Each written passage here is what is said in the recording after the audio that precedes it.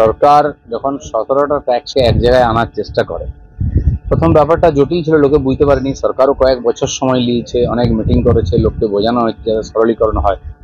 আজ 17বার ট্যাক্সের লোকেরা ঝামেলা করা সব উঠে গেছে, এত সরল হয়ে গেছে। নিজেরা বসে বসে নিজের ভরে দিচ্ছে জিএসটি এবং ফেরত পেয়ে যাচ্ছে।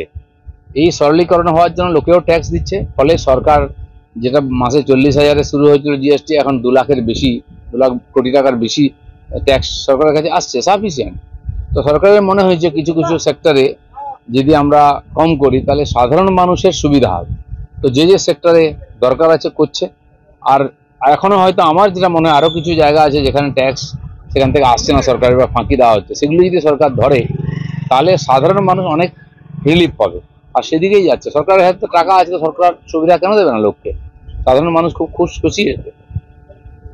যেভাবে পাশাপাশি দেশ থেকে বিদেশিরা অবৈধভাবে ভারতবর্ষে ঢুকেছে, আর তাদেরকে বার করার দরকার আছে।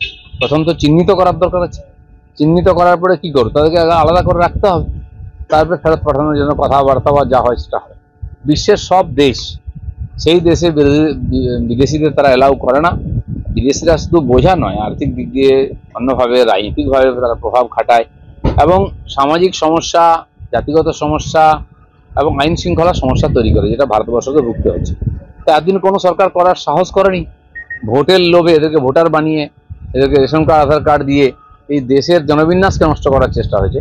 নরেন্দ্র মোদী সরকার ইন্ডিয়া ফার্স্ট, তো দেশের জন্য সব কাজ করছে, সেজন্য দেশের স্বার্থে এই যে সিদ্ধান্ত নিয়েছেন, কঠিন করাটা, কিন্তু এটা করতেই হবে, একদিন একদিন সেটা শুরু হয়েছে। অক্টোবরে বাংলায় এসআইআর দুর্গাপূজার আগে হচ্ছে, ভাইফোঁটার পরে এসআইআর হবে। দেখা যাক, নির্বাচন কমিশনের অধিকার আছে এসআইআর লাগিয়ে এখানে 1 কোটির বেশি যারা ফর্জি ভোটার আছে, জালি ভোটার, তাদেরকে বার করা। তা নাহলে এখানকার নির্বাচনটা প্রহসন হয়ে যাবে। সেই 1 কোটির বেশি জালি ভোটার যদি বাদ দেওয়া যায় না, টিএমসি জিততে পারবে না। আর গত 3টে নির্বাচনে টিএমসি জিতেছে এই জালি ভোটারদের উপরে ভর করেই জিতেছে। তাই তারা দাঁত কামড়ে লেগে যাচ্ছে, তাদের বাদ না যায়। একটা কঠিন লড়াই হবে, কিন্তু এটা একদিন করতেই হবে। তা নাহলে এই নির্বাচন আর কোনো নির্বাচনের মানে হয় না। আর আমার বক্তব্য, যতক্ষণ না এসআইআর পুরো হচ্ছে, নির্বাচন যেন বাংলায় না হয়। ঠিক আছে, ব্যানার লাগিয়ে দিয়ে কিছু লোককে নিয়ে এলে কোথায় কি জয় হিন্দ, কোথায় সংগঠন, কোথায়? এরা তো যখন বন্যা হয়, খরা হয়, কোনো দুর্ঘটনা হয়, দেখি না জয় হিন্দ ফহিন্দ কি করতে আছে। ভোটের কাজে লাগাতে হবে কিছু লোককে, সুবিধা দিয়ে। এই যে প্রত্যেক বুথে 10 লাখ টাকা আসছে, এসব বিতরণ হবে, ক্যাডার খোঁজা হচ্ছে। আবার এই যে পরিযায়ী শ্রমিকদের নামে কয়েকশো কোটি টাকা হবে, বিতরণ হবে এদের হাতে, সেই সব লোকজন খোঁজা হচ্ছে, লিস্ট হচ্ছে।